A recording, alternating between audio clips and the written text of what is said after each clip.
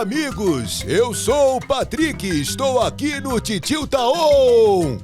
O Titio Taon é sensacional, eu sempre ouço aqui no fundo do mar. Eu tô ouvindo uma voz. Bob Esponja, é você? Sim, Patrick, é que eu estava de fone porque eu gosto de ouvir o Titio bem de pertinho. Ai, meu Deus! Salve, salve, rockers! O que você tá fazendo aqui, hein? Veio participar? Hoje eu tô ao lado do meu amigo Patrick, porque está começando mais uma edição, mais um episódio do podcast O Titio Taon, essa primeira temporada do podcast do Titio. E hoje eu recebo um cara boa praça demais, que eu conheço há muito tempo. Ele é ator, dublador, empresário, youtuber, um baita influencer. Começou a sua carreira de ator aos 8 anos de idade. Então, esse ano, ele está completando 4 décadas fazendo arte. É o mais novo de 4 irmãos, tem 2 irmãos que também dublam, e é pai de 3 crianças. Um já está grandão, outros 2 aí crescendo, e hoje está aqui para bater um papo comigo. O que é que o Goku e o Bob Esponja têm em comum? É que no Brasil, eles têm a voz deste rapaz, o Wendel Bezerra. Prazer te receber aqui. O prazer é meu, eu gostei do rapaz. Gostou? É, desse rapaz. Moço? É. Alguém te chama de moço Esse ainda ou fala um garotão, senhor? Quando chama de senhor é fogo, mas eu falo, não, pô, me chama de você. Dá um peso, né? É, porque pra mim, senhor, né, quando eu era criança, senhor era uma coisa muito distante e muito velha. Era o tiozinho mesmo lá, né? Exato. Capenga. E hoje em dia é tão fora da nossa realidade isso, né? Tipo, eu, você, porque tá sempre com o público jovem, que tá sempre brincando, que tá sempre em ação. E assim, eu me sinto absolutamente igual a quando eu tinha 16, 18 anos. Assim, eu sinto que eu sou absolutamente a mesma pessoa. As minhas lembranças, os meus pensamentos, as minhas atitudes são muito... Porque a juventude tá aqui, né? Exato, são muito iguais. É muito louco isso. É só o corpo Ou será que é síndrome de Peter Pan? Será? Meninos para sempre? Eu sou um menino da vila. Você corpo... não é da vila, mas é menino também. Eu sou da vida. O corpo é que não acompanha mais, né? Você quer fazer umas peripécias, aí sai machucado, sai mancando, né? Joelho não responde mais. Eu vi uma muito boa que era... Saudade do tempo em que eu chamava, né, os meus joelhos de joelho esquerdo e joelho direito. Hoje é joelho bom e joelho ruim. O tempo passa e ele é implacável. Mas essa jovialidade você conserva não só na aparência, mas também na voz, que a sua voz é muito leve e muito versátil, né? É leve por causa da dublagem. Porque quando eu comecei a dublar as crianças, né, obviamente, e nessa época só mulher dublava criança. Então todas as mulheres dublavam crianças, ou aqueles jovens aqueles já adultos que tinham uma voz diferente, como o Zezinho Cútulo, né, que fazia a voz do Elroy, dos Jetsons e tal. Ele era um senhor. Daquele indiano do Jota Quest também, né? Já era Johnny um Quest. senhor, mas ele tinha uma voz diferente, com um registro diferente, então dublava crianças e tal. E mulheres. E aí, de repente, eu apareci, comecei a roubar o trabalho dessas pessoas, porque era mais legal uma voz real de criança, né, do que um adulto fingindo. E eu dublava bem. Eu aprendi a fazer. Então, eu acabei dublando bastante, assim. E quando eu já estava com 16, 17, 18, 20... ainda me punham para dublar criança de 10, 12, 13. E você conseguiu alcançar o registro. Exato, eu ficava aqui na cabeça. E aí, o que aconteceu? Eu não passei pelaquela fase da taquara rachada. Porque eu, com 15, 16, dublava menino de 8, 9, 10.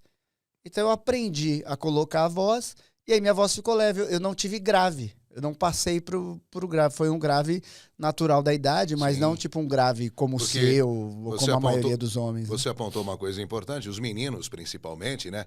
Nessa fase da puberdade, da mudança de voz, eles acabam ficando velhos para dublar um garoto pequeno e, ao mesmo tempo, não tem aquela substância para fazer um adulto. Então, às eles vezes ficam fica meio até deslocados. Um tempo, né, sem trabalhar. E dependendo do caso, volta, mas às vezes, dependendo do caso, nunca mais volta, porque fica um tempo meio perdido, porque é exatamente isso. Você não consegue fazer a criança e não consegue fazer... E não tá pronto ainda pro adulto, né? Exato. Mas você, nem sei se eu podia revelar a sua idade, mas na verdade, quatro décadas, já 40 anos de trajetória. Na verdade, foi um pouquinho mais. Eu comecei no teatro com 4 anos, né? Eu estreiei na Gota d'Água com a Bibi Ferreira, Francisco Milani, Renato Consorte. Era um troço absurdo. Mestres. Eu comecei com...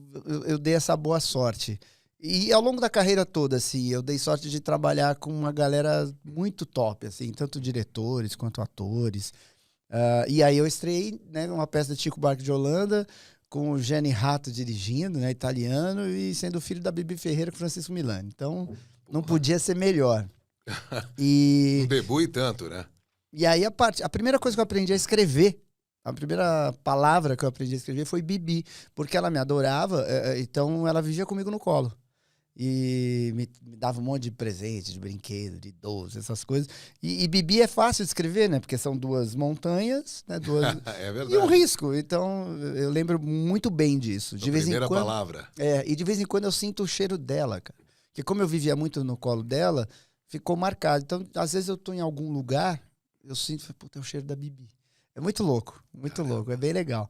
Memórias afetivas, né? Sim, total. E essa memória afetiva, ela tem cheiro, ela tem gosto, ela tem... É muito louco isso. É muito louco.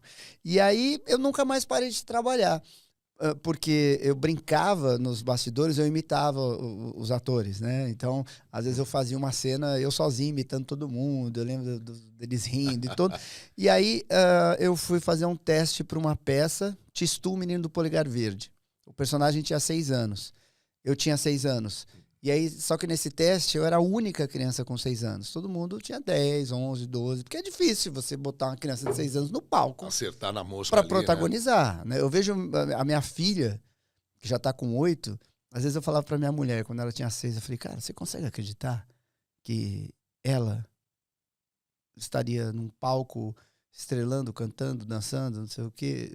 Eu não acredito que eu, com a idade dela...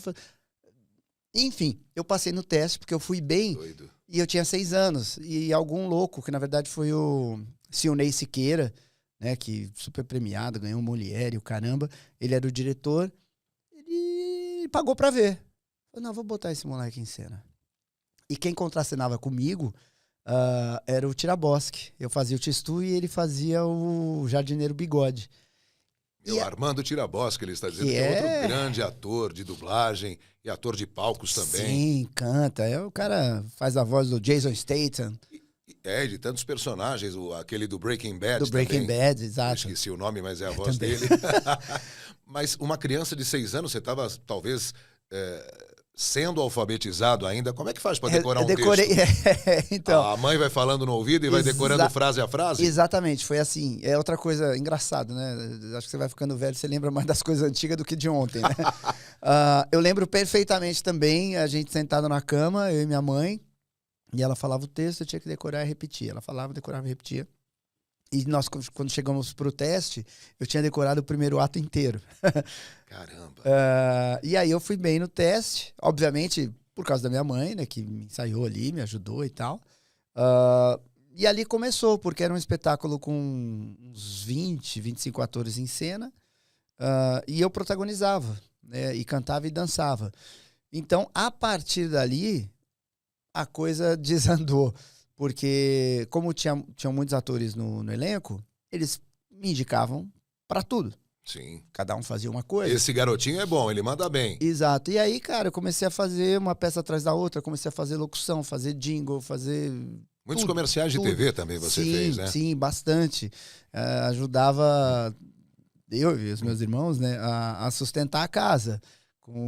Com isso, com publicidade, com novela, com tudo que você possa imaginar. E tem isso também, porque tua mãe, que eu conheço, que é uma graça, aliás, um beijo pra dona Flora, ela foi pai e mãe, né? Sim. Ela criou os 4 filhos sozinha. Sim. Então eu imagino, 5. 5 filhos. 5 filhos. É. Eu errei na abertura, falei que você era o mais novo de 4 irmãos. Não sei nem se você é o mais novo. Sou o mais novo. É o mais novo de 5 irmãos, então. Exato. Ela criou vocês sozinho, quer dizer, imagino que que devia ser uma dificuldade, né? Não, e eu tento explicar isso, sei lá, para minha mulher, ou às vezes para os meus filhos, enfim, para as pessoas mais jovens, né? Não existia cartão de crédito, não existia celular, não existia crédito imobiliário, não existia... Ou você tem o dinheiro ou não tem. E a gente não tinha dinheiro, não tinha parentes. Era minha mãe sozinha, vindo do Nordeste, tendo que se virar, tendo que alimentar, tendo que educar, tendo que botar em escola, tendo que... Foi bravo. Mas você chegou a ter, assim, a lembrar de alguma dificuldade, por exemplo, putz, eu quero tomar um Danone, não tem, não dá. Não, nunca tinha. A gente já dormiu na rua. Quero Yakult, não tem. Não, isso nem entrava em... Nem pedia, porque é algo, é que nem, sei lá, eu chegar em casa e falar, eu quero uma Bugatti, uma Ferrari, tipo, não existe essa hipótese. Então, a gente passava fome mesmo, fome. Passar fome era normal, não era, porra, essa semana tá... Não, passar fome era normal. A gente já dormiu na rua, já fomos despejados várias vezes. Era pesado o negócio.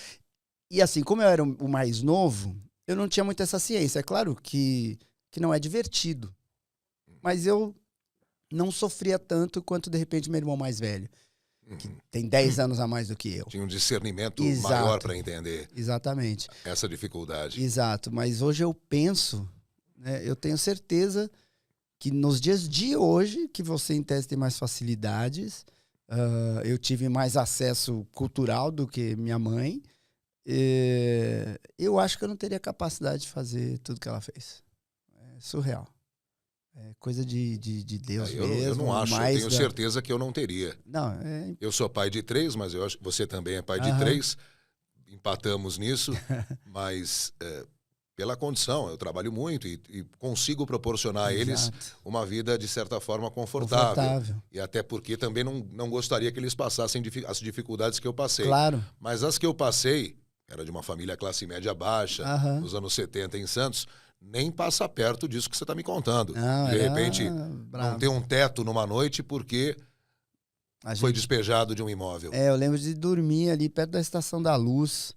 A gente dormiu numa... Que nem mendigo mesmo, cara.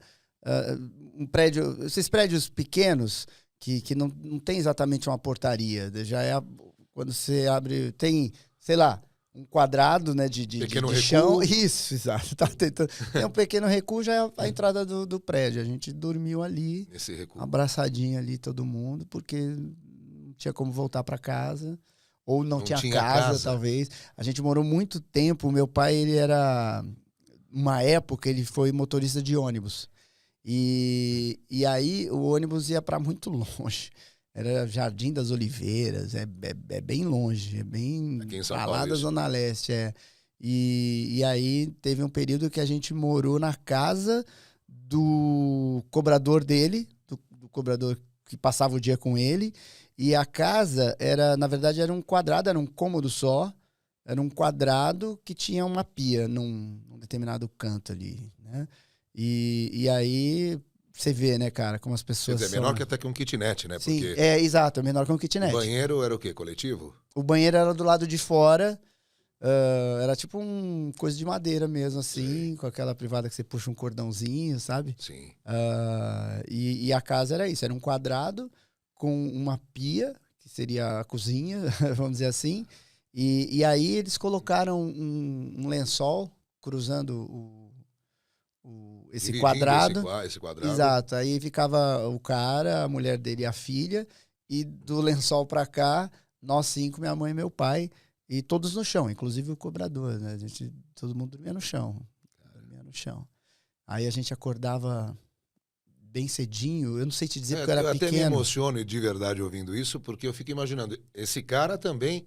Que cara... Era isso que eu ia... Altruísta, né? Exato. O cara morar num cômodo e aí ceder lugar para uma mãe, 5 filhos. Pô, né? Tem que ter um coração do tamanho do mundo. Exato. Às vezes vai ter uma tia que vai ficar na tua casa... Putz, tia, vai ficar aqui, né? Tendo até o quarto de hóspede. Exato. A gente às vezes dá aquela... Putz, vai tirar minha liberdade. Exato. Imagina o cara num único espaço, Deixar 5 Não é- crianças Não é demais? e uma senhora. É incrível, incrível, incrível. A Ele gente esteja teve, bem em algum lugar aí. a gente teve muitas pessoas que ajudaram, assim, minha mãe, a gente, que eu penso exatamente isso. Ó, caramba, que pessoa legal de... É claro que tudo tem prazo de validade. Tem uma hora que você fala, puta, então, tá na hora de vocês Não, saírem. sim, Mas estender essa mão, muita gente não estende nem nesse primeiro momento, nessa primeira Exato, chance, né? Exatamente. Então foi... A gente passou por essas coisas que, cara, eu não lamento, pelo contrário, assim, eu agradeço a Deus direto, porque foi essa trajetória, essa vivência, essas coisas que, pô, me fazem entender melhor o mundo, me deram casca para não ter mimimi por qualquer motivo ou qualquer coisa, né? Para entender que, às vezes, uma determinada condição, na verdade, é excelente, porque tem gente que passa por coisa muito pior. Então, eu sou muito grato, assim, a tudo que aconteceu, e especialmente a como a minha mãe levou as coisas, né? Como ela conseguiu manter a gente na rédea, Sim. sem brigar, Tenho sem... certeza, pelo que eu conheço dela, sem se vitimizar, né? Total. Indo à luta, Não, com braço firme, pulso forte. Tinha um negócio que a gente, né, como eu falei, era comum ter fome. Então, às vezes, a gente ia na casa de alguém. Aí ela falava... Era até errado, né? Que ela falava que oferecer alguma coisa não aceita nada.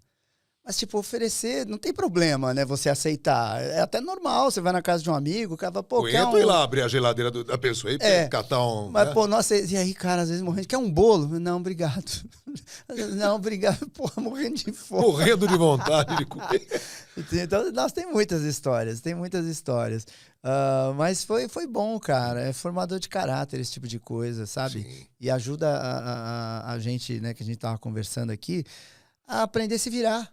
Claro. Porque eu vejo... E mais do que isso, dá valor às pequenas coisas Isso, também. É. Exatamente. Porque hoje você está numa outra condição, mas eu tenho certeza que você não vai admitir que, de repente, um filho teu Aham. desperdice alguma coisa de forma Sim, irresponsável. Isso é até complicado, porque na cabeça deles, por mais que você fale, é teórico. Sabe? Não sentiu na pele, né? É teórico, é bem complicado. Eu espero que à medida que eles cresçam, assim, eu consiga compartilhar melhor dessas histórias, desses exemplos que a gente vê na rua, vê nos faróis, vê, né, em tudo quanto é lugar, do quão é importante que a gente não permita que isso aconteça, que ajude as pessoas e ao mesmo tempo também se esforce, né, porque eles acabam tendo, muita condição. Então, por exemplo, outro dia eu estava pensando nisso, eu estava no carro e aí vi um rapaz atravessando e ele estava com dificuldade de atravessar a rua, né? Eu pensei, caramba, esse cara não sabe atravessar a rua. Aí eu pensei no meu filho. Falei, será que meu filho sabe atravessar uma rua? Porque é tudo Uber, van, o carro do pai. Porta a porta. Aí agora a gente tem umas atividades que a gente faz, eu pretendo no ano que vem, porque esse ano acho que vai ser complicado, mexer na minha agenda, porque eu levo ele em algumas atividades. Eu mexer na minha agenda de forma que eu leve ele sempre de ônibus e metrô. Para ele aprender e entender e ver que o buraco é bem mais embaixo e ao mesmo tempo aprender a se virar, ficar ligeiro quando vem alguém assaltar ou quando vê um tumulto, enfim, você tem que aprender a se virar com a vida, com o que mundo, o mundo é maior com o do que a universo. nossa bolha, né? Exatamente. Eu me lembro de criança, eu era gordinho já, sempre fui, e aí eu pegava o busão, a linha CSTC lá na cidade de Santos com a minha mãe, e eu tinha que passar por baixo, só que eu não sei como eram as roletas aqui em São Paulo. Em Santos, as roletas eram aquelas compridas, que quase iam até embaixo. Eu, às vezes, gordinho, minha mãe passa por baixo, porque ela passava com o passe dela, eu por baixo, quando eram essas roletas, eu tinha que me esmagava as bainhas ali, porque eu tinha que passar por baixo para não pagar a passagem. E os meus filhos, há pouco tempo, eu levei em Santos também, para dar um rolê de ônibus, porque eles também não tinham andado. E a gente precisa mostrar um pouco da realidade. Falar, o papai andava sempre assim, quando era pequeno. Fui ter carro com 20 anos. Porque pegar um ônibus, sei lá, né, você vai viajar e tal, pegar um ônibus na Alemanha, em ou em outro Paris, país. o que é uma coisa.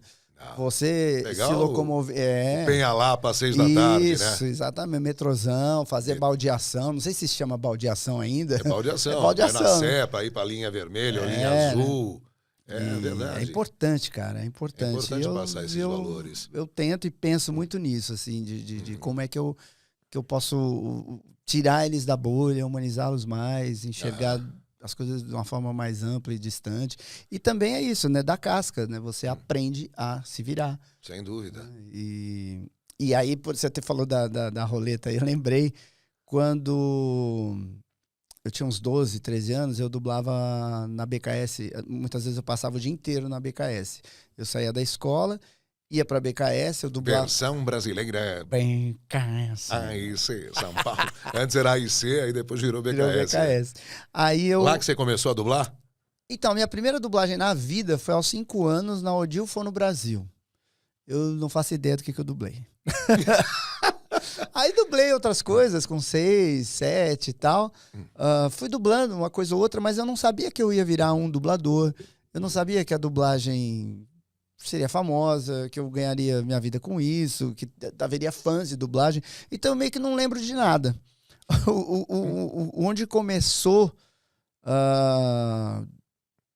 na minha memória, que eu guardei, foi em Super Vic, né? Quando eu passava na sessão comédia da Globo, né? Todo dia tinha uma série de humor. Era antes da novela das 6, né? Isso. E aí eu fazia o Jamie Lawson, que era o irmão da Vic, né? A Super Vic, que era uma robozinha e tal. Eu lembro. E ali eu tinha 12 anos. Então eu dublava Super Vic das 13h30 às 17h30. Aí tinha uma pausa de meia hora. E das 18 às 22 eu dublava uma série chamada Os Seis Biônicos. E nessa época eu dublava o elenco todo junto, né? E aí eu lembro disso. Terminava às 10 horas. Às vezes eu... Mas uma carga, desculpe interrompê-lo, uma carga longa até para um menino dessa idade, né? Mas com 12 anos eu já tinha, parece bobo, mas eu já tinha 8 anos de carreira. E como eu já tinha feito tudo, cara, pra gente era muito normal, até hoje, assim, trabalhar muito. Não era um fardo, não você era se um fardo. divertia. Isso, exato. Eu gostava. Acho que também tem esse ponto, né? Tem criança que às vezes não gosta e os pais ficam forçando a barra. Eu gostava. Você ia de bom coração, de boa. Adorava ouvir a conversa dos adultos, as piadas, as brincadeiras, ver eles atuando. Eu gostava muito. Claro que às vezes eu sentia falta de, sei lá, vai todo mundo... Vai ter uma festinha na casa do fulano. Antigamente, sei lá, a festinha era das 5 às 8 no salão do prédio, né? Então, às vezes, eu sentia falta de não ir. Mas eu também sempre entendi, até porque todo o nosso dinheiro ajudava em casa, eu entendia que aquilo era importante, que era trabalho, era com aquilo que a gente comia e tal. E aí, de manhã você estudava. Isso, de manhã eu estudava, aí passava o dia na BKS e muitas vezes eu voltava de ônibus. E eu tinha que pegar 2 ônibus. E muitas vezes eu não tinha dinheiro para os 2 ônibus ou não tinha para nenhum. Então, eu, sei lá, tipo assim, no primeiro eu chegava no cobrador. Por isso que é importante, você vai aprendendo a se comunicar. Porque tem gente você jogava um chavequinho lá? Aí já, putz, cara, tô sem dinheiro, não sei o quê. Aí passava por baixo. E aí tinha essas que você tinha que, deitar no chão para passar, né?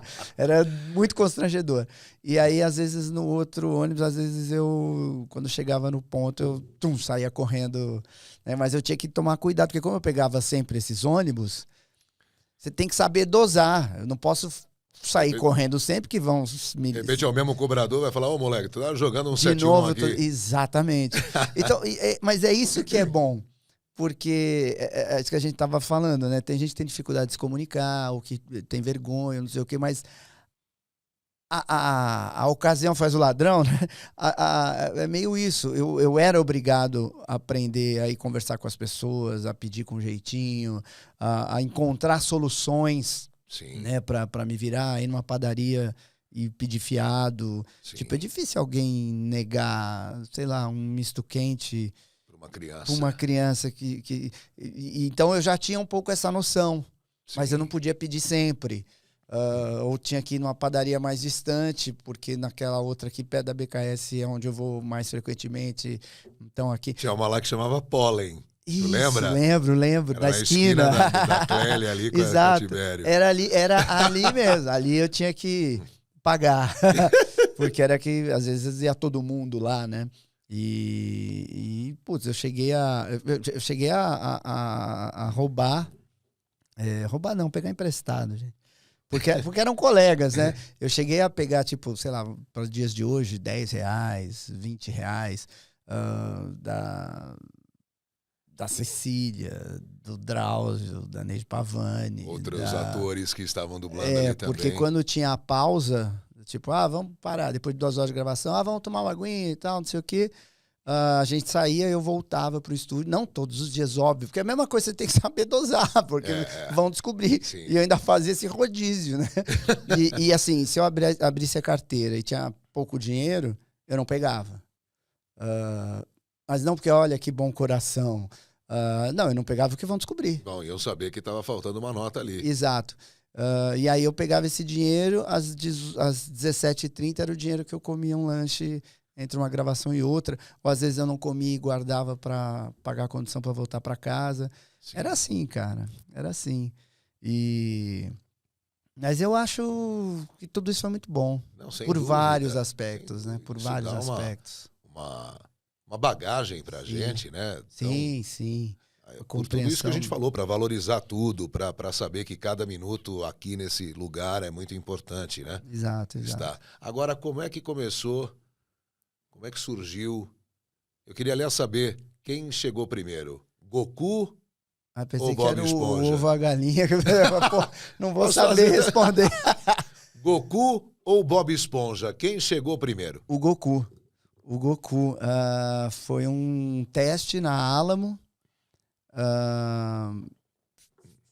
Não vou ter certeza do que eu vou falar, mas acho que quem fez foi eu, o Rolo e o Marconato, sei lá, alguma coisa assim. A gente fez o teste, mas assim, era mais uma série. A gente não sabia, não conhecia o que era Dragon Ball. Até porque não poderiam ter a dimensão do que ele iria se tornar, né? Mas assim, de forma alguma. E foi uma das coisas mais importantes da minha vida. A gente fez, eu acho que pra TV Bandeirantes, o teste. Aí me escolheram, óbvio que eu fiquei feliz, porque é trabalho. Porra, ganhei um fixo de uma série. Garante algumas horas, né, por algum tempo de trabalho. Aí você já era um rapazinho, um jovem, Sim, eu adulto. já tinha 25 anos. 24, já tinha feito anos. outros tantos trabalhos. Sim. Mas esse acho que foi o grande abri-alas, né? Que eu não imaginava, né? Foi acontecendo... começou assim, num evento na Liberdade, aqui em São Paulo, do Baroli. O Baroli, que conhecia alguém, o Baroli conhece todo mundo, é uma figura, né? E aí foi um evento num lugar, acho que chama Abrademe, que é a Associação Brasileira de alguma coisa. E era na Liberdade, era uma comunidade oriental muito grande, né? E aí foram uns 20 dubladores. O Baroli chamou, vamos lá, e a gente foi. Todos dessa série do Dragon Ball? Não, de outras dubladores a galera. em geral. Quer ir, vamos, vai ser legal, tudo era festa, né? E aí foi uma galera, e aí uma hora o Baroli tava porque o evento tinha várias coisas, né? E aí uma das coisas era o Baroli apresentar lá uns dubladores. Não existia fã de dublagem, quase não tinha internet, né? Então... a gente foi, aí ele foi chamando um a um. Tá aqui, sei lá, Marli Bortoleto, que é a voz da Mônica. Galera, tá aqui, não sei quem que faz tal personagem, tá aqui. Aí uma hora chegou minha vez. E aí ele falou, aqui o Wendel Bezerra, que faz a voz do Goku. E aquele lugar veio abaixo. E eu fiquei assustado e constrangido. Assustado porque eu nunca tinha visto aquilo na vida. Nunca vi uma galera gritar para um dublador.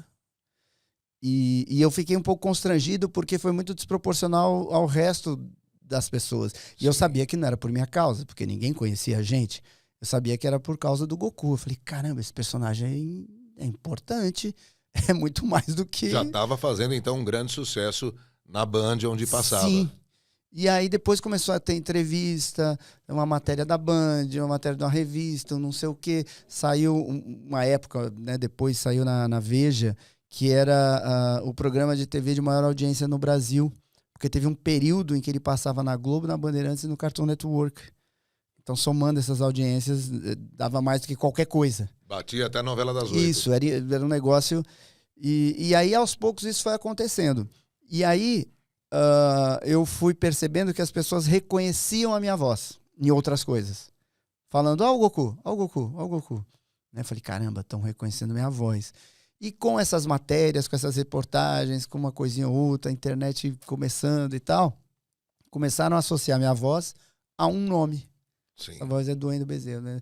E aí, então o Goku foi uma das melhores coisas que me aconteceu na vida. Né? E o Goku, na verdade, ele tem o seu próprio timbre natural da voz, é um pouquinho mais, né, pra cima. Oi, eu sou o Goku. Nossa, não percam o próximo episódio do Titio Tá On, será? A batalha entre Patrick e Bob Esponja. É só um pouquinho mais na cabeça. Só acima. Exato. Aí, aí o Goku, cara, mudou completamente minha vida. Por quê? Porque os dubladores eram anônimos e essa era uma das coisas que eu adorava na dublagem. Esse anonimato, você ter liberdade para se vestir, andar e fazer o que você quiser do jeito que você quiser, que ninguém vai saber. Eram vozes sem rosto. Exato. Mas enfim, a coisa começou a mudar e aí eu falei, caramba, porque não que os dubladores pudessem fazer um trabalho mal feito, não é isso. Mas assim, num dia que você não tá bem, que você não tá inspirado, que tá com algum problema, ou o que quer que seja, que se você não fizer um trabalho tão bom, não tem problema, porque ninguém vai saber que é você. É diferente de um jogador em campo, de um ator na novela. Você tá vendo o cara. E você percebe que ele não tá num melhor dia ali. Exato. Você não consegue dar o seu melhor num trabalho, ninguém vai saber que é você. Só que aí eu percebi que reconheciam minha voz e associavam ao meu nome. Aí eu falei, caramba, eu então não posso nunca mais permitir que o meu trabalho fique meia boca, porque vão saber que aquele meia boca fui eu. Então o Goku foi maravilhoso, porque isso fez com que eu elevasse o nível do meu trabalho. Sim. E aí isso... Uma responsabilidade dobrada ali para você. Exato, que até então não existia. Sim. Né? Então eu passei a ser um dublador melhor. Aí quando eu comecei a dirigir, por ser um dublador melhor, eu me tornei um bom diretor. Então ele mudou a minha vida, porque ele mudou. Esse personagem fez com que eu mudasse, elevasse o nível do meu trabalho sempre. E cada vez mais, eu fui ficando cada vez mais conhecido, então eu fui sendo obrigado, entre aspas, a manter em alto nível o máximo possível o que eu fizesse. E eu devo isso ao Goku e ao público, né? E eu não sei se eu tô equivocado, mas os animes, os desenhos japoneses, no geral, não só Dragon Ball, mas outros tantos, eu acredito que eles foram, de certa forma, os grandes responsáveis por fazerem o público valorizarem o trabalho do dublador. Sim. Porque esses desenhos trazem aí uma gama de fãs que passaram não só a acompanhar, a gostar do trabalho, a se vestir como os personagens nesses grandes eventos de anime, os cosplays, né? Que o cara tá de cosplay vestido como o Goku, por exemplo. Então, eu acho que eles foram um grande estopim, um grande start para que a dublagem evoluísse para um outro patamar. Sem dúvida. Começou com Cavaleiros. Cavaleiros do Zodíaco. Mas não havia essa internet, essa mídia toda. E aí depois com Dragon Ball o negócio deslanchou. E sem dúvida foi esse público, porque assim no Japão os voice actors, os atores de voz, eles são respeitadíssimos, queridíssimos e grandes astros. Eles são astros. Então acho que esse público trouxe essa cultura também de valorizar, de venerar, de adorar, de respeitar, enfim, né, os atores de voz, no caso, nós, né? E aí, isso, com o crescimento da cultura nerd, cultura pop, geek, games e tudo que você possa imaginar, o público todo, acho que foi entendendo e abraçando isso tudo. Então, hoje é muito amplo, né? As pessoas gostam. E com a velocidade, né, das redes sociais, com a tua cara ali, comandando um canal que bomba, que leva tanta gente ali para para assistir os seus bons conteúdos. Isso foi fazendo com que você ficasse cada vez mais conhecido e reconhecido em qualquer lugar. E nós somos pequenos influencers da carreira, de certa forma, né? Porque você, de repente, porra, um monte de gente te segue, te adora, te respeita, tuas opiniões, tuas atitudes, teu trabalho, tua voz, tua inteligência. Aí, de repente, descobre que você dubla isso, aquilo outro. O cara passa a olhar a dublagem com outros olhos e começa a entender e a gostar. Sim. Fora um monte de outros fatores que mudaram, acho que o status da dublagem no meio artístico e dentro da mídia. Então, hoje, 80%, 85% do público brasileiro assiste programação dublada. Claro. Em streamings, em cinema. É um número muito expressivo. Você pensar que anos 80, 90, até começo de 2000, havia um preconceito muito grande. Eu acho que esse número era grande, mas as pessoas não admitiam. Sim. Porque era bonito dizer que dublagem era coisa de quem não sabe ler. Eu sou culto, eu vejo legendado, sabe? Era um negócio bobo. E aquela história que a gente ouvia antigamente, mas a dublagem estraga o filme, porque você perde aquele som da explosão, porque antigamente, no começo, né? Era ruim. Tinha uma contra-regragem, os caras tinham que fazer, às vezes, alguns... O mundo era outro, tecnicamente. Tinha que fazer o barulhinho do cavalo galopando, abrir a torneira para fazer o barulhinho da água, porque tudo vinha numa pista só, né? E aí você tirava a voz original, saía todo o som original. Tudo, Você tinha que fazer uma contra-regragem, porque se tivesse a explosão... Às vezes tinha que ter um saquinho lá estourando, alguém fazendo esse barulho. Hoje em dia não, né? Então, hoje em dia, do jeito que a coisa funciona, né, a dublagem, óbvio, todo mundo tem o direito de gostar ou não gostar, de achar o que quiser que, né? Eu não tenho problema quanto a isso. Mas eu prefiro que a pessoa fale, eu não gosto porque eu não gosto, não acho legal, acho chato. Esse argumento pra mim é maravilhoso. Pronto. Sim. Não há o que discutir quanto a... Agora, se quiser argumentar, aí eu acho meio complicado, porque normalmente vão ser argumentos de quem não conhece, estúpido. Sabe? Sim. É porque a trilha não é a mesma. Mentira. A trilha que fizeram no sei lá, vou pegar um último filme aí muito... dos Avengers todos. Sabe a trilha que foi usada? Então, é absolutamente igual à que foi usada em português. Mas a mixagem... Então, foi mixado lá em Los Angeles pelas mesmas pessoas que mixaram o filme. Então as pessoas começam a dar justificativas que não são reais. Sim. Tipo, tá falando bobagem. Claro.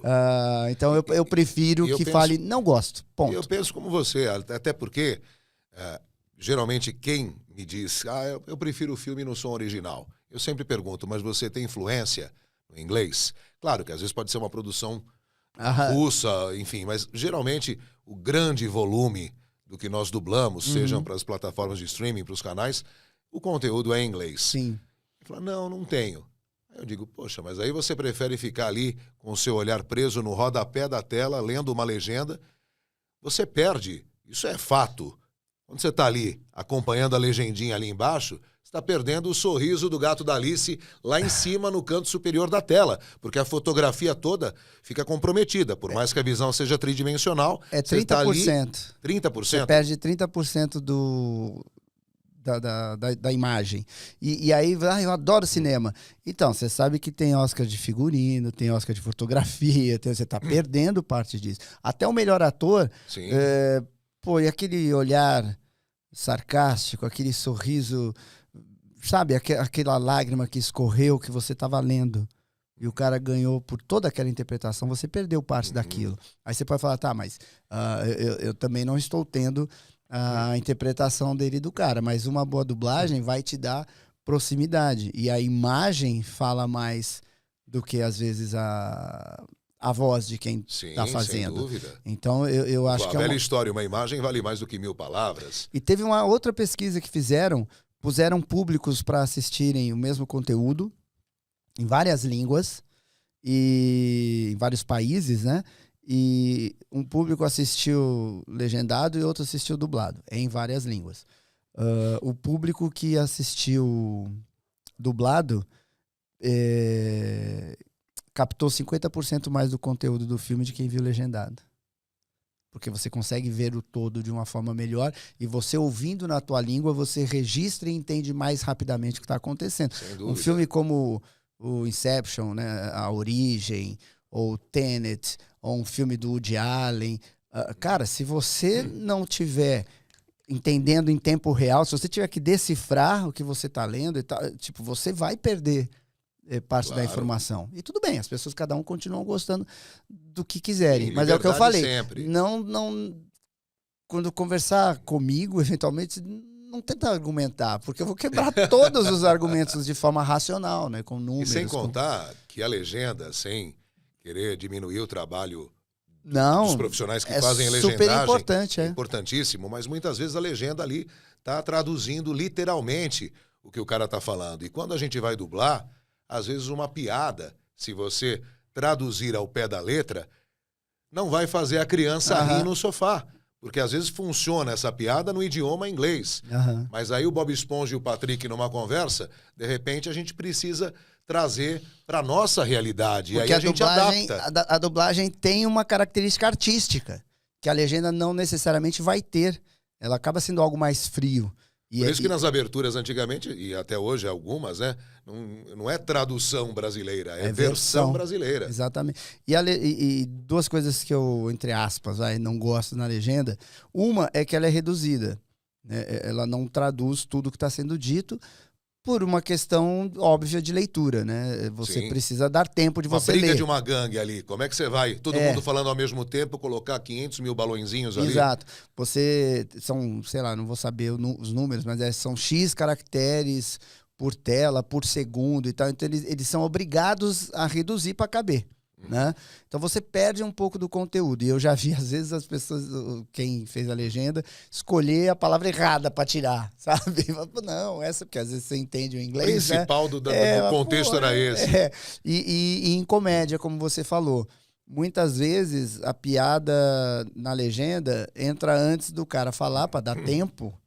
Então você mata o timing de comédia porque você já viu a piada Sim. antes do timing do cara.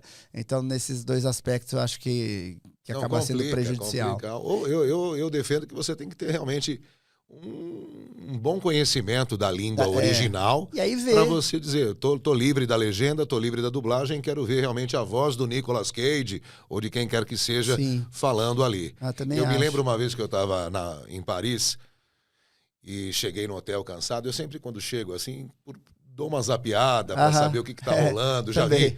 Já vi Bob Esponja, por exemplo, em vários idiomas, nas minhas viagens, e sem puxar saco, acho que a voz em português, que é a sua, é melhor até do que o original em inglês. A nossa. E você já deve ter ouvido isso. E eu nunca me esqueço, estava passando na TNT, na França, Cidade de Deus, dublado em francês. Aí eu assisti, fiquei vendo, acho que peguei os 20 minutos finais do filme, mas eu fiquei pensando, já até contei essa história, eu não conheço nada de francês, então não podia dizer se a adaptação estava legal.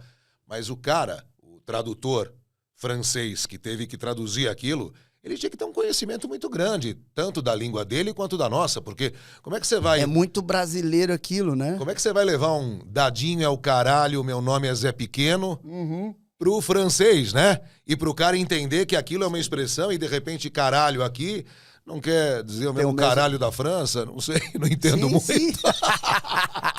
Mas você entende? Claro. Aí eu lembro que o Zé Pequeno era Petit John Petit, Sei. John Petit, mas tinha o Zé Galinha, quer dizer, um filme praticamente todo falado em gíria, né? Mostrando a realidade de moradores de uma grande favela do Rio. Como levar isso? Quantas expressões né? idiomáticas do francês para chegar perto de... Aham. o bagulho tá 1000 graus, mano. Sim. Não, Se você for dificílimo. fazer essa tradução no Google Translator, não chega a isso, né? É. E a dublagem leva a isso, porque o cara vai se transportar. O que seria... Aham.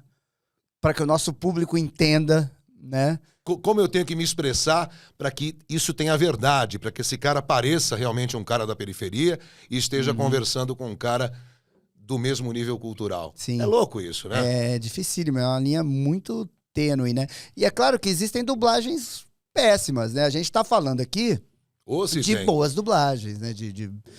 de bons estúdios, bons atores, né? Boa prática. E sem contar que também hoje, antigamente você tinha algumas restrições, né? Você não podia falar palavrões, porque senão não seria exibido o filme no horário nobre falar do bunda. canal, no canal O aberto. pessoal brinca muito, né, com mexe esse traseiro, gordo, porque não podia falar bunda. Tipo, vou dar um chute na sua bunda, aí vou dar um chute no seu E traseiro. aí E aí a culpa não era nossa. E não é que era uma má dublagem, mas é que não ficava verossímil, né? Sim. Você vê um cara de uma gangue do Bronx falando... mexa esse traseiro gordo, fuck, tinha até o fucker and sucker do caceta que eles faziam essa brincadeira. Sim. Porque peguem no meio de uma corrida ali. Quem falaria isso? Então a gente trouxe um pouco a gente desamarrou um pouco. Tivemos que ir quebrando, né? E trouxe uma linguagem mais do dia a dia. Né? Era uma carência muito grande dos atores de conseguir isso. E acho que a internet ajudou, porque o público começou a bater tanto nisso porque nunca é culpa nossa, viu, gente? Quase nunca. Os distribuidores e os canais de TV que nos obrigavam a falar daquele jeito, determinadas coisas, né? Então o público ajudou, fez com que as pessoas... A gente assistia e não acreditava, né? Aí você tá, sei lá, num estádio de futebol e o cara lá da Mancha gritar, cabeça de melão! Ele vai falar, vai se fuder. Seu bobo! E hoje em dia a Netflix, a Amazon, essas grandes plataformas liberam mesmo. Se o cara falar, até o contrário, foda-se. Às vezes já aconteceu de cobrarem, do tipo, vem cá, por que não falou esse palavrão aqui que o personagem fala aqui? Já aconteceu de cobrarem o contrário. Porque a gente estava, de certa forma... um pouco viciado, né? Trazia um pouco essa... Até hoje, às vezes, né? Pode falar esse puta merda aqui? Pode. Eu pergunto falar. sempre quando chega. A gente agora, terminando uma série... Aliás, eu fiz umas participações no Sandman, que agora é uma das estreias da Netflix, e eu perguntei numa determinada... Pode falar esse vai tomar no cu? Desculpa aí, hein, gente? Mas aí a gente fala, porque se o personagem, se o autor que concebeu a obra acha que aquele personagem precisa falar vai tomar no meio do seu... Quem somos nós para dizer, não, fale... eu acho que é subverter a saia daqui, obra. Seu boboca. Aí não fica real, né? Vai catar coquinho no meio da estrada. Porra, não dá, né? Exatamente. E o Goku hoje tá descansando, ou teve alguma novidade? Não recentemente para, né? teve novos episódios. Surgiu o Dragon Ball Super, né? Que o foi uma outra também, série. Que eu até faço as aberturas. O Kai era um compilado de episódios antigos. Então... Eu fiz isso aí, sabia? Hoje em Dragon Ball Z Kai. Não sabia. Já não lembro muito também, mas fiz alguns. Era um compilado de episódios antigos do Z. Né? Então, na verdade, é a mesma coisa, mas foi redublado. Aí pintou o Dragon Ball Super, que foi uma loucura, assim, e tal. Isso já faz... Eu sou muito ruim de voltar no tempo, mas, sei lá, 4, 5 anos. E aí houve alguns filmes para cinema nesse período.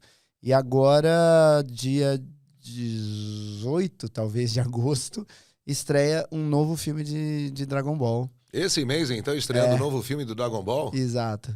Que também vai ser uma loucura. E o Goku tá faceiro? Não, o Goku aparece pouco. Pela primeira vez, a história tá mais focada no Gohan, que é o filho do Goku, com o Piccolo. Eles vão viver lá uma aventura. E tem o do nosso amigo o El Lima também, que é o Majin Buu. Majin Buu, que é da cor do Patrick, né? Cor de rosa. Ele não entrou nesse filme, não o Majin Buu, não. Que pena. Um abraço, El. O El é padrinho da minha filha. Um amigo querido. E então, legal, esse mês, os fãs, provavelmente quando você estiver assistindo essa entrevista, já vai estar rolando no cinema. Sim, nos cinemas. Bacana. E o Bob Esponja? Vamos falar do Bob Esponja. O Bob Esponja... Como chegou? É outro... É muito legal, né? O Bob Esponja é outro presente, assim, do universo, né? De Deus, sei lá. Esse é uma história diferente. Eu tava na Alamo e a Angélica coordenava, né? E como ela era, na época, ela era minha... Não sei se era já mulher ou namorada, enfim. Eu fui na sala dela, fui lá. E ela tava assistindo Bob Esponja, um desenho que eu nunca tinha visto na vida. Eu falei, o que é isso aí? Ela falou, tô fazendo casting aqui pro teste, né? Aí eu falei, pô, que legal. Aí fiquei vendo ali 2 minutinhos, assim, achei engraçado. E esquisito, no mínimo, né? Sim. Aí... Uma esponja amarela feia pra cacete, morando dentro de um abacaxi no fundo do mar. É festa estranha com gente esquisita. Total. Aí eu fiquei vendo ali 2 minutinhos. Aí eu falei, quem que você pôs aqui pra fazer teste no amarelinho? Eu nem sabia que o amarelo era o protagonista. Mas era o único com voz aguda.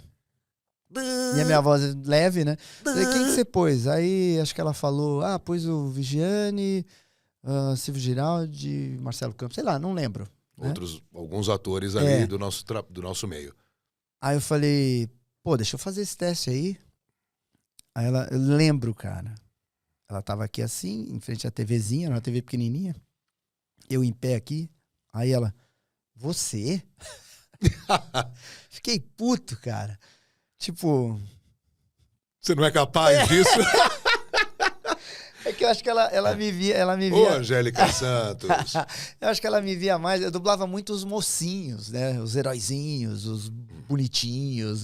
Então, acho que ela nunca imaginou eu num personagem caricato. Aí eu falei, deixa eu fazer. Aí não custava nada, ela botou meu nome, né? E aí, quando eu fui fazer o teste, a gente, quando vai fazer teste de dublagem, demora ali 10, 15 minutos, né, pra fazer. Eu fiquei 45 minutos. Eu falei, não, eu vou pegar essa porra. Fazer igualzinho. Eu vou pegar essa porra. Aí fiquei puto com aquele você. Aí... E aí você achou esse tom, o tom exato. Que eu nunca tinha feito na vida, né? Fiquei ali procurando, até a hora que eu achei que, eu seguro aqui. Aí fiz, aí assisti ao teste, falei, não, vou fazer de novo e tal. Fiquei, né, demorei um tempo. Foi tipo isso, 45 minutos. Pra uma ceninha. Aí, foi embora o teste. E aí um dia chegou lá um e-mail com o meu nome lá. Eu falei, yes! Mas era só por honra, porque, mesma coisa, era só mais um desenho. Sim. A gente não tinha como saber que aquilo seria um sucesso mundial. Quando eu fui chamado, eu fiz o teste com o seu Michael Stoll, proprietário dos estúdios Alamo, que já não está mais aqui. E eu me lembro que ele tinha um sotaque... Sim. Inglês muito forte, ele era irlandês, se eu não me engano. Tu não falava que ele era inglês, mas ele não era irlandês. Ele faz igual original. Aí eu ouvi a voz do Patrick e tentei, a minha inspiração naquele momento foi o Zé Colmeia. Que eu gostava, ei, Catatal! Só que eu deixei mais abobalhado, porque o Patrick é muito mais abobalhado que o Zé Colmeia. Sem noção. E sem pretensão, eu estava no meu comecinho de carreira também. Bob Esponja já tem 21 ou 22 anos. Que estreou no Brasil. No Brasil, acho que faz 22 anos. 22 anos, eu era uma criança. E estava no meu começo de carreira, e aí eu fiquei muito feliz, porque não só eu passei a conhecê-lo melhor e a gente começou a conviver, porque foi um início intenso, né, com muitos episódios, por dia estava no auge, como foi um grande aprendizado. Você já era macaco velho, mas assim, eu tenho certeza que também foi um grande...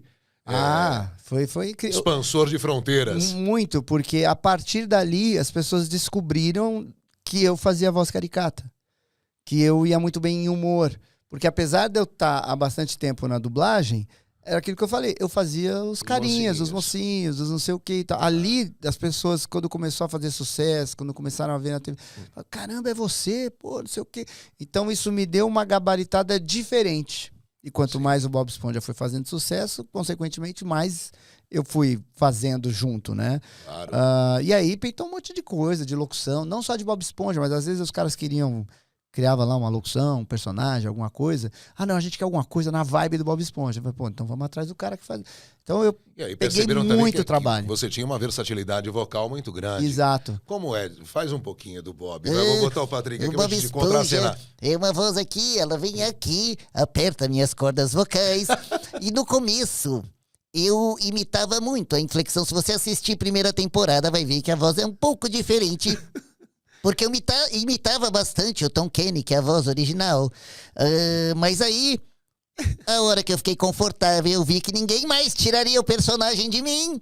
Eu fui trazendo uma musicalidade específica que nasceu mais ou menos desse jeito que o Bob Esponja fala. Você entende, Patrick? Sim, eu entendo, Bob Esponja. Vamos comer um hambúrguer de siri. E a risada eu fazia assim. Até um dia que eu vi um vídeo no YouTube do Tom Kenny e ele faz...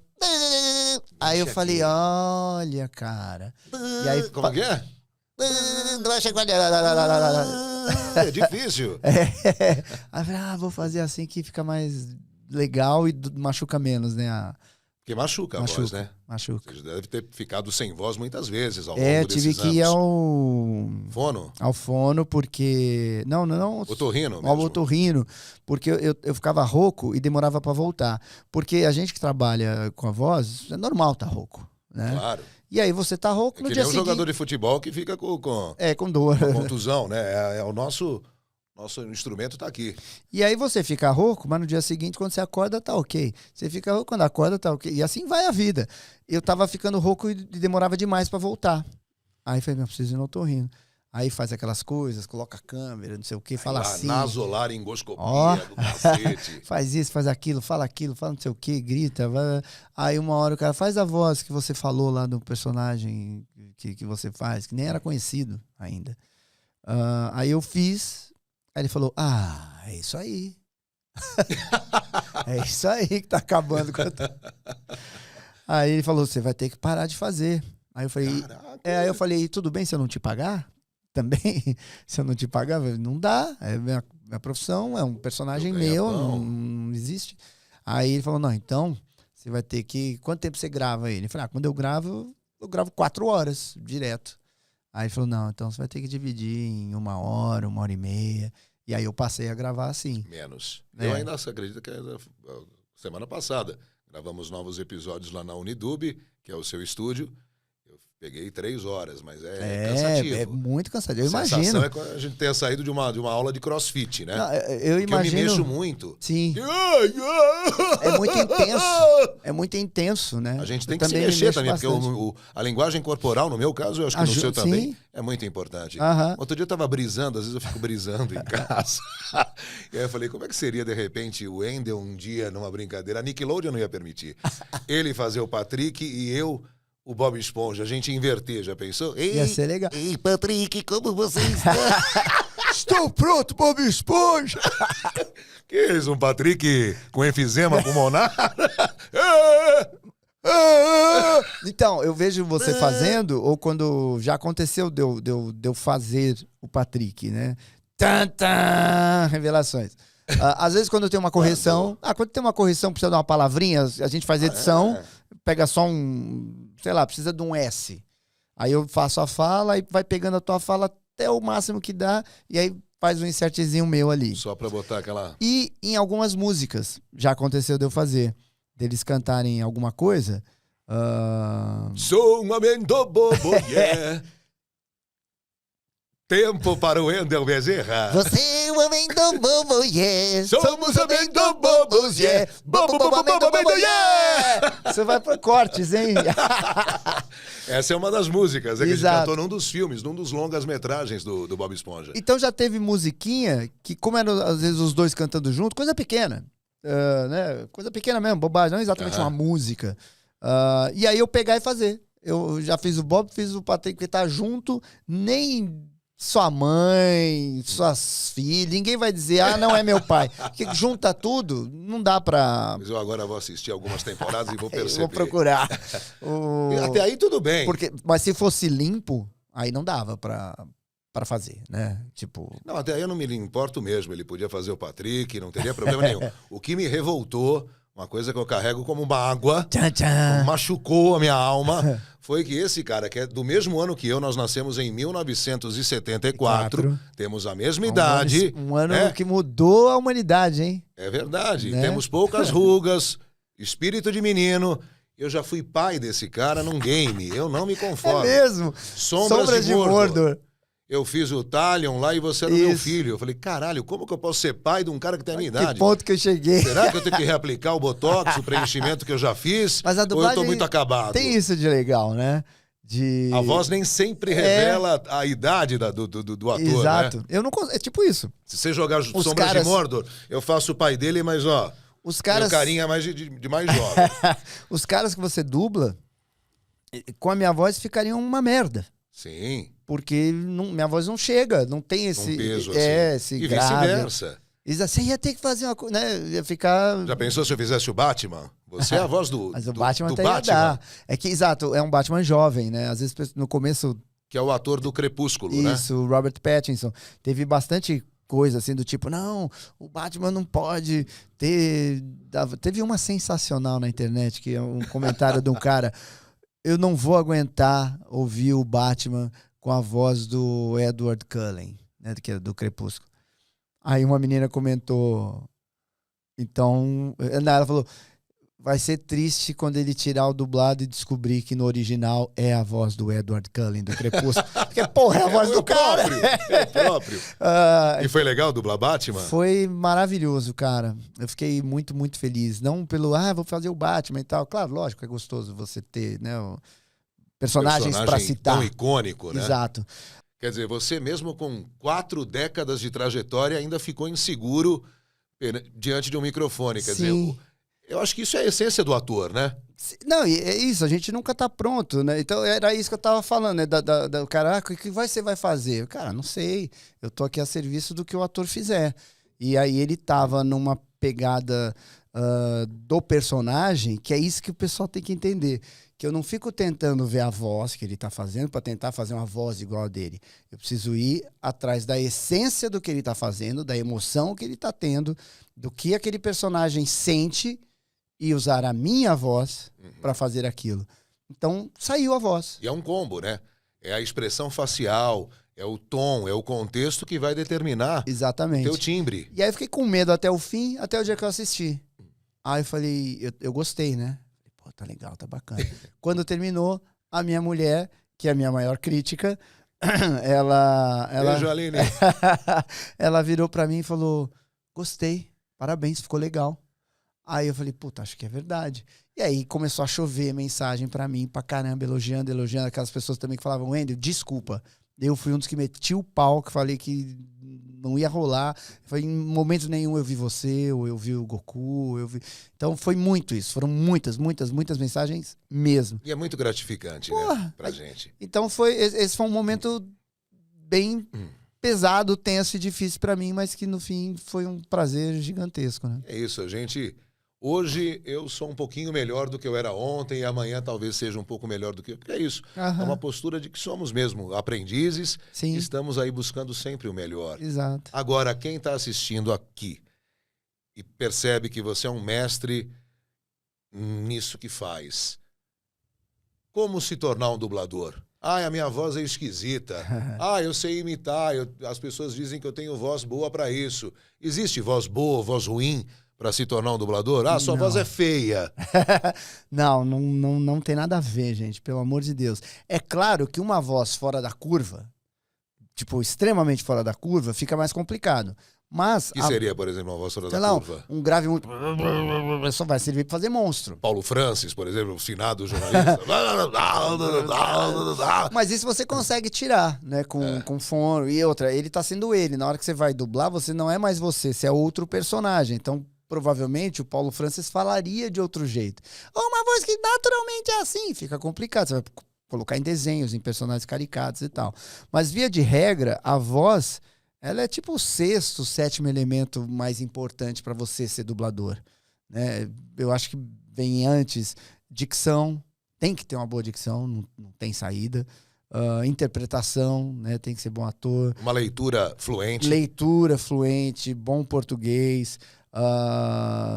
Ser um cara focado, porque você fica horas e horas dentro do estúdio e você tem que ter um foco muito claro e ter essa disciplina. Então, tudo isso vem antes da voz. Quando um ator é escolhido por um filme, ele nunca é escolhido pela voz. Eu brinco muito com o Bruce Willis. Foi fazer o teste para Gato e o Rato. No meio de 200 atores, ele foi lá fazer o teste. E aí, quando ele começou a falar, o diretor falou, é essa voz que eu tô procurando? Não. Ele nem ouviu a voz do Bruce Willis. Ele estava em busca de um personagem, de um ator, de um perfil. Então a voz não é importante. É um dos elementos. Ela é um instrumento, exato. Ela é um instrumento. E quem quer ser um dublador? Primeiro, teria que fazer teatro e se tornar um ator. Fundamental, porque a gente interpreta 500 personagens por ano com os espectros mais variáveis possíveis, de várias línguas, né, de várias culturas. Então você tem que ser o melhor ator que você puder ser. E para isso é curso, treino, teatro, né? É aprender. Você tem que estar aprendendo o tempo Você inteiro. não tem mais tempo de dar aula de dublagem? Porque você era um excelente professor e conheço alguns atores que hoje trabalham com a gente que dizem, eu aprendi com o Wendel. Tem um monte mesmo que fez aula comigo. Não dá mais tempo de Não você? dá, é impossível. Eu fiz um curso online, né? Eu fiz um curso online que eu não acreditava. Tipo, como é que você vai ensinar dublagem online, né? Não dá e tal. Até que veio a pandemia. E aí eu comecei a enxergar as coisas um pouco de outra forma. Aí eu falei, vou tentar fazer. Então eu me aprofundei em conteúdo. Porque tem muito curso que é presencial, mas que o conteúdo é um lixo. Então, ou com professores, de repente, sem o sem talento bagagem. necessário, Exato. né, para passar essa... Exato. Então, Esse é um curso online muito legal. Os meus feedbacks me deixaram muito...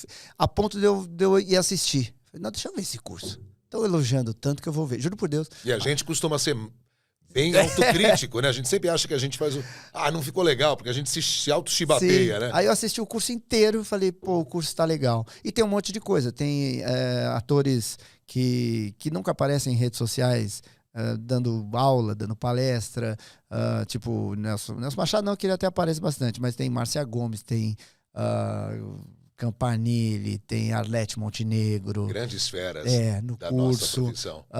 Tem aula com fono, tem aula com um cara que cuida de memorização, então o cara dá técnicas de memorização pra gente, né, memorizar o texto. Porque quando a gente começa, dá uma sensação de impotência.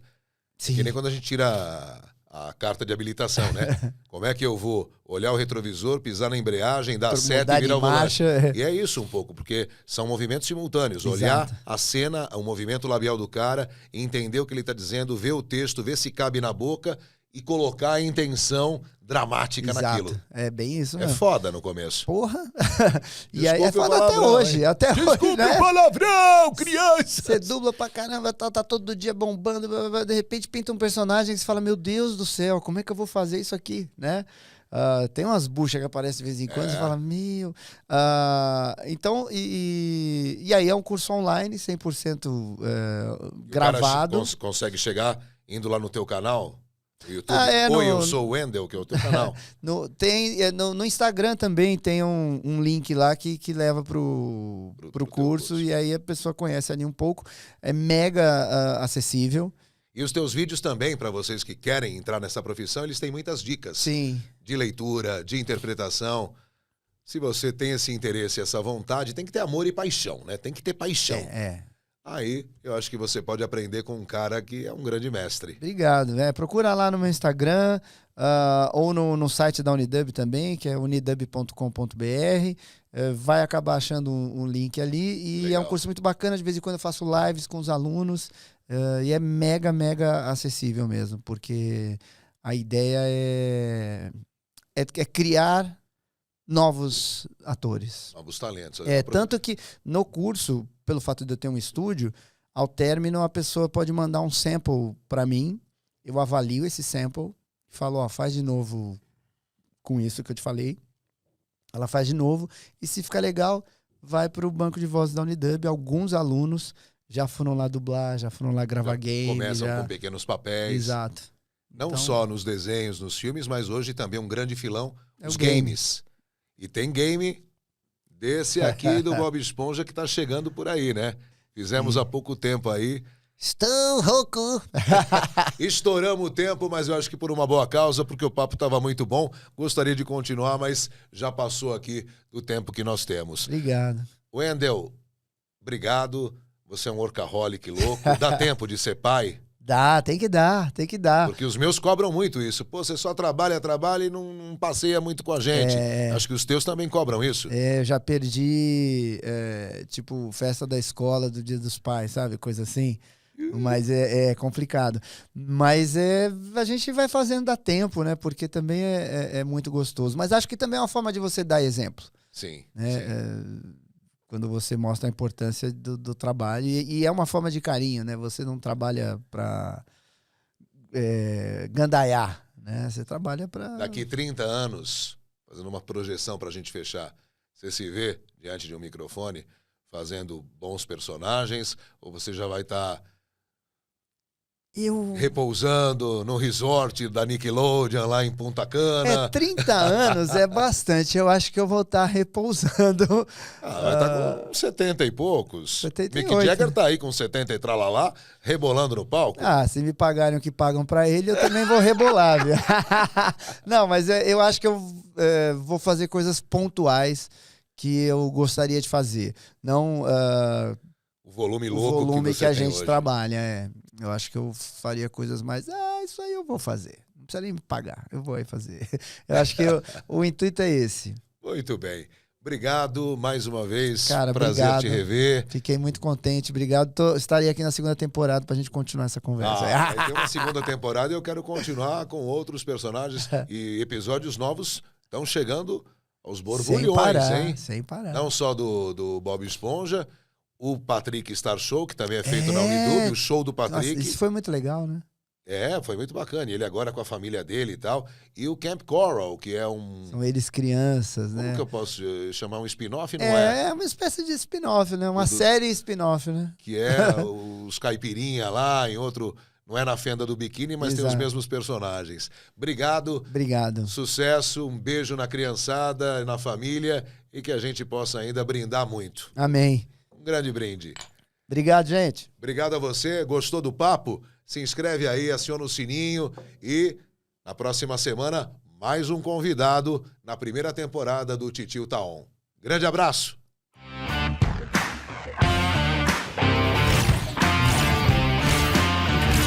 O Titio Tá On.